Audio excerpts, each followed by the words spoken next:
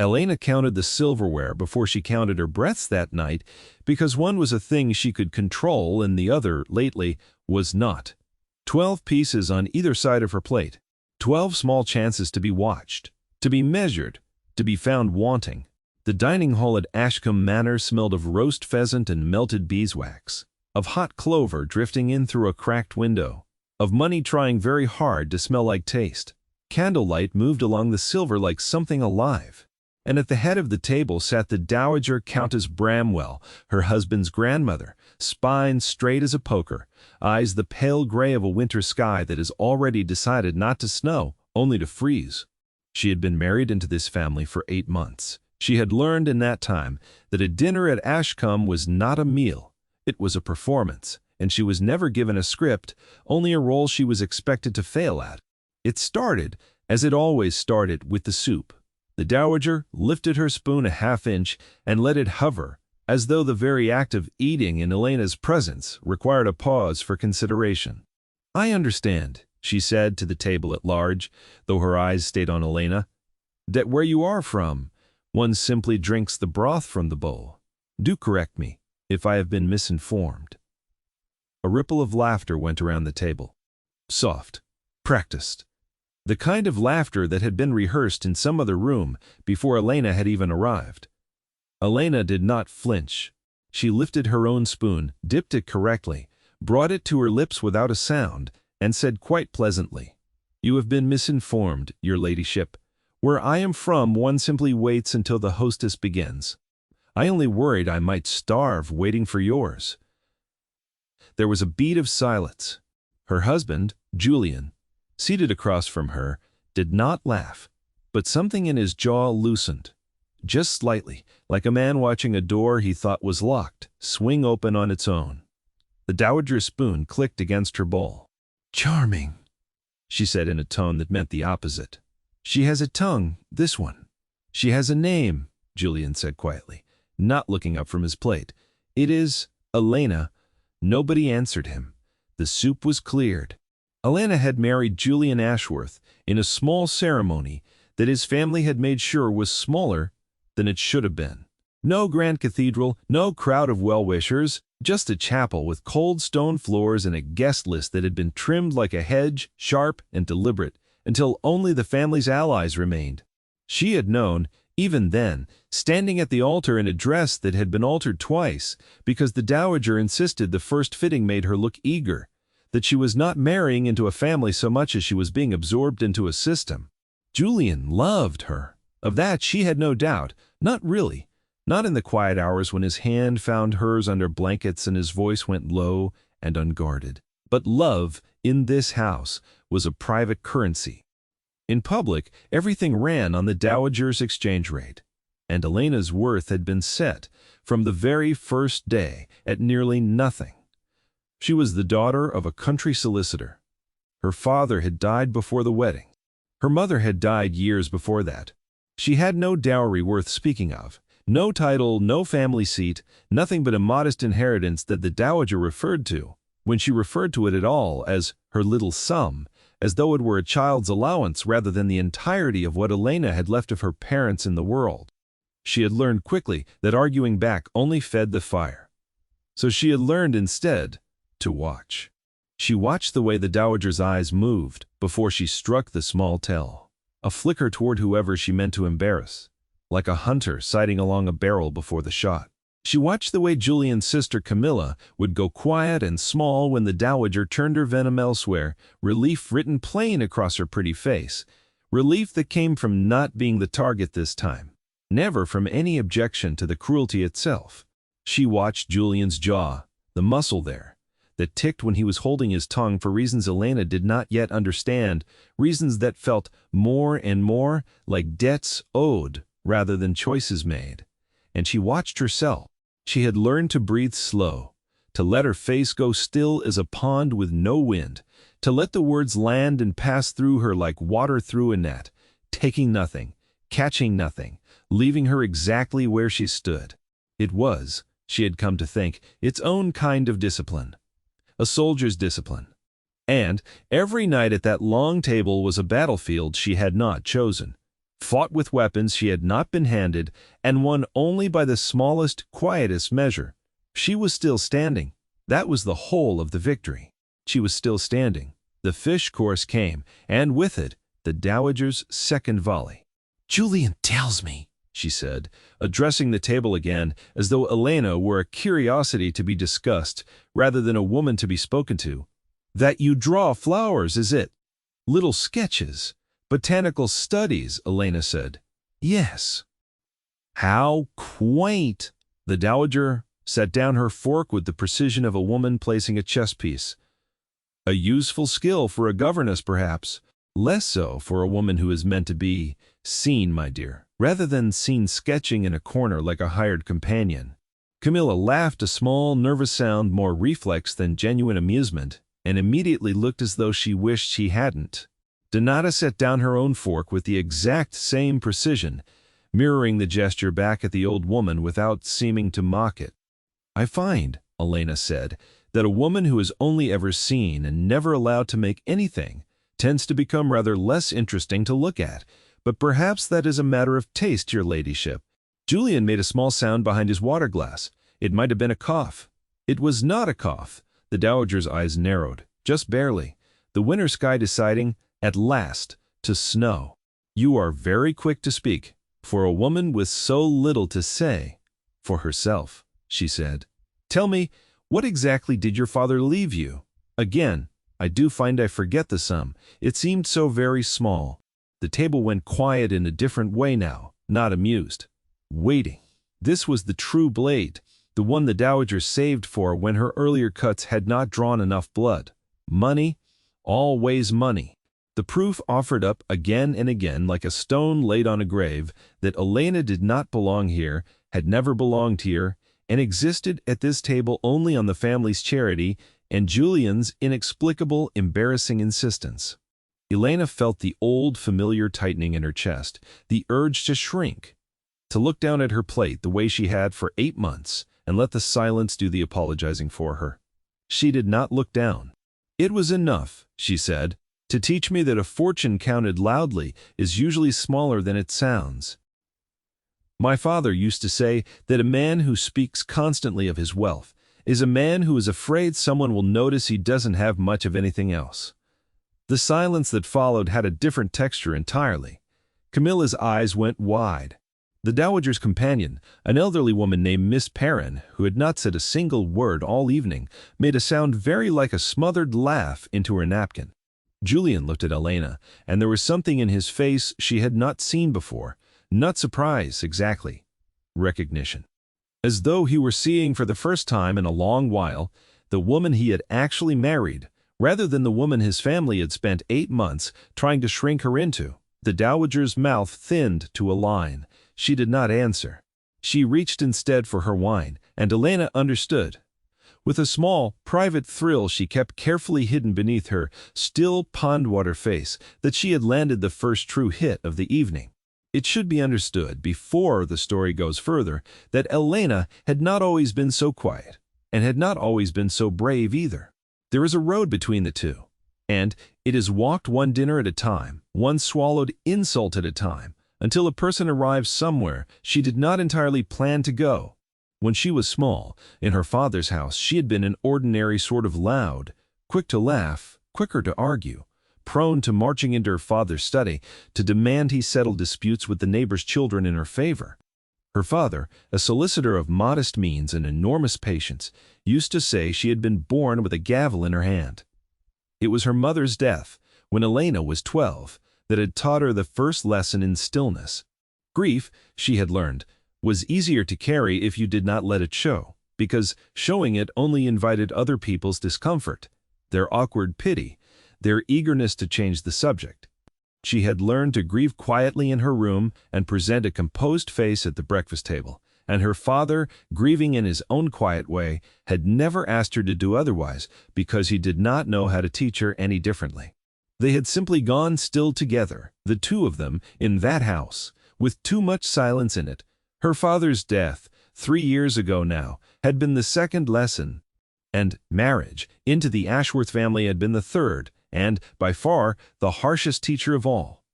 But there is a strange alchemy that happens to a person forced into stillness for long enough. The stillness does not remain empty. It fills, slowly, with something else.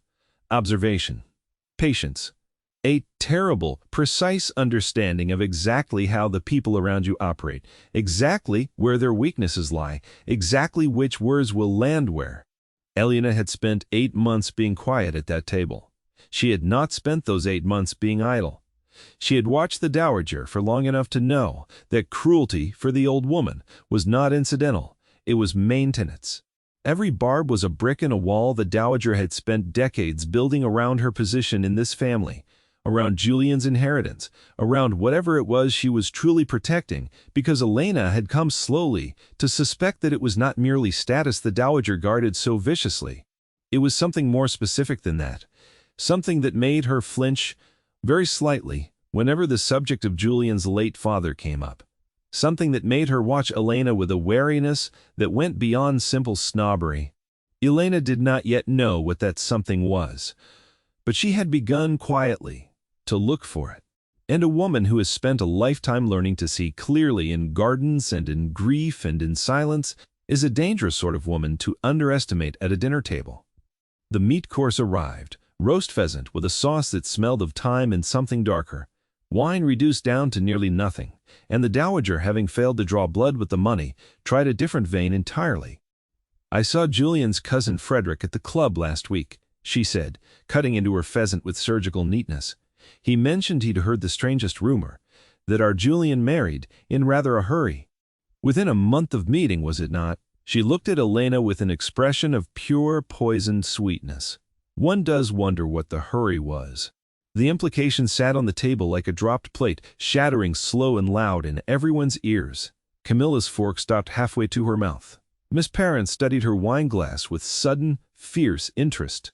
Elena felt the heat rise in her face, not from shame, but from something closer to fury, banked low and controlled.